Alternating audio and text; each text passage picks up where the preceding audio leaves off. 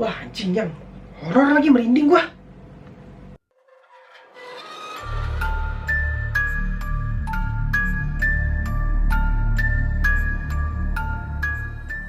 Halo guys, balik lagi bareng gua Hilmi.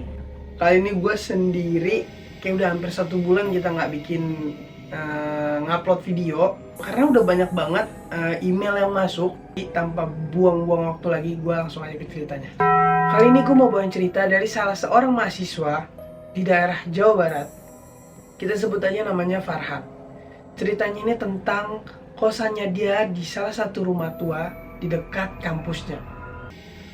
Jujur saat gue baca cerita ini, lumayan bikin gue merinding. Rumah kos itu bangunannya besar, 3 lantai, dan dari luar terlihat kokoh, tapi auranya sangat suram.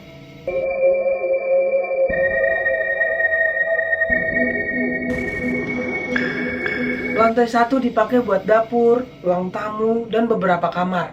Di lantai 2, kamar anak-anak kos. Dan di lantai 3, dari awal Farhan masuk di kosan itu, dia udah diperingatin sama pemilik kos. Di atas hanya gudang, jangan pernah coba-coba naik ke atas. Farhan ini awalnya mikir nggak macem-macem. Dia hanya berpikir bahwa itu hanya ruangan kosong yang terdapat barang-barang yang sudah tidak terpakai. Sampai akhirnya hal-hal aneh mulai terjadi. Mendengar hal itu, Farhan awalnya nggak berpikir macem-macem. Dia hanya menganggap itu hanya ruangan kosong yang terdapat barang-barang lama atau barang-barang yang sudah tidak terpakai. Sampai akhirnya hal-hal aneh mulai terjadi. Saat itu Farhan pulang larut malam.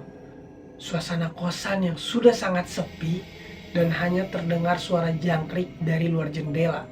Dia pun naik ke lantai 2. Tapi pada saat dia naik ke lantai 2 terdengar suara kaki yang begitu berat dari lantai 3. Suara kayu yang berderit dan seperti seseorang yang menyeret di lantai 3 hingga dia tidak bisa tidur di malam itu. Besoknya Farhan berusaha untuk tidak terlalu peduli dengan hal itu. Namun di malam kedua, sekitar jam 2 pagi, Farhan terbangun.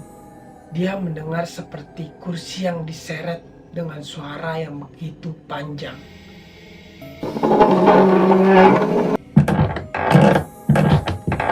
Dan tak lama kemudian diiringi dengan suara ketukan. Mendengar suara yang terjadi di atas kamarnya, Farhan pun menarik selimut. Dia keringat dingin dan napasnya yang tidak beraturan. Hingga akhirnya dia tidak berani untuk keluar kamar sampai pagi. Esok paginya Farhan pun memberanikan diri untuk bertanya kepada ibu kos. "Bu, siapa yang tinggal di lantai 3? Mendengar hal itu, ibu kos hanya terdiam dan raut wajahnya pun berubah. Di atas itu kosong, hanya terdapat barang-barang bekas yang sudah tidak terpakai. Nak, jangan pernah kamu ke atas sana. Apapun yang kamu dengar, abaikan saja." Mendengar hal itu, Farhan pun merinding. Kalau di atas kosong, lalu siapa yang mondar-mandir tiap malam di atas kamarnya? Beberapa hari kemudian gangguan semakin parah. Di setiap jam 2 atau jam 3 pagi, terdengar suara langkah kaki berat dan suara benda-benda jatuh. Ditambah terdengar suara lari-lari kecil seperti ada seorang anak kecil di atas sana. Sampai akhirnya suatu malam terdengar suara pintu terbuka. Farhan pun memberanikan diri untuk mengintip dari jendela yang langsung menghadap ke tangga yang menuju lantai 3. Dan di sana samar-samar dia melihat sosok perempuan berambut panjang, berbaju putih lusuh, yang berdiri di tangga yang menuju lantai 3.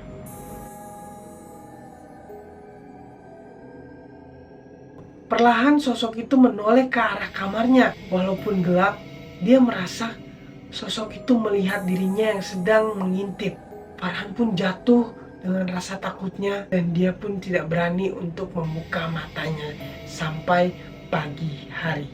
Esok harinya dia pun memutuskan untuk pindah dari kosan tersebut. Namun sebelum dia pergi, dia sempat berbincang dengan tetangga sekitar. Dan disitulah semua misteri terbuka. Tetangga itu mengatakan rumah itu sempat dipakai oleh satu keluarga yang bertempat di lantai 3. Namun ada kejadian yang tidak terduga terjadi. Kebakaran kecil pun terjadi yang menyebabkan salah seorang anggota perempuan meninggal terjebak di dalam kamarnya. Sejak saat itu lantai 3 selalu dikunci. Tapi arwah anak itu katanya masih sering berkeliaran. Kadang terdengar suara jalan mondar-mandir dan suara duduk sambil mengetuk-ketuk lantai, atau dia hanya berdiri dan menatap anak-anak kos yang pulang larut malam. Dan tetangga itu juga mengatakan setiap mereka yang melihat sosok perempuan tersebut akan selalu diikuti meskipun mereka sudah tidak lagi menempati kosan tersebut. Nah itu guys, cerita dari teman kita si Farhan. Dan dia bilang dia masih terngiang-ngiang sampai sekarang, dan itu bikin dia jadi trauma. Ya semoga kedepannya lebih baik lagi buat Farhan dan dia bisa menjalani kehidupannya dengan lebih tenang. Oke guys, sekian dari video gua hari ini. Semoga di konten berikutnya gue udah bisa bikin konten lagi bareng Maya. Dan kita juga mau bikin konten vlog keseharian kita. Kalian tungguin aja. So jangan lupa like, comment, and subscribe. Thank you for watching and see you next video. Bye.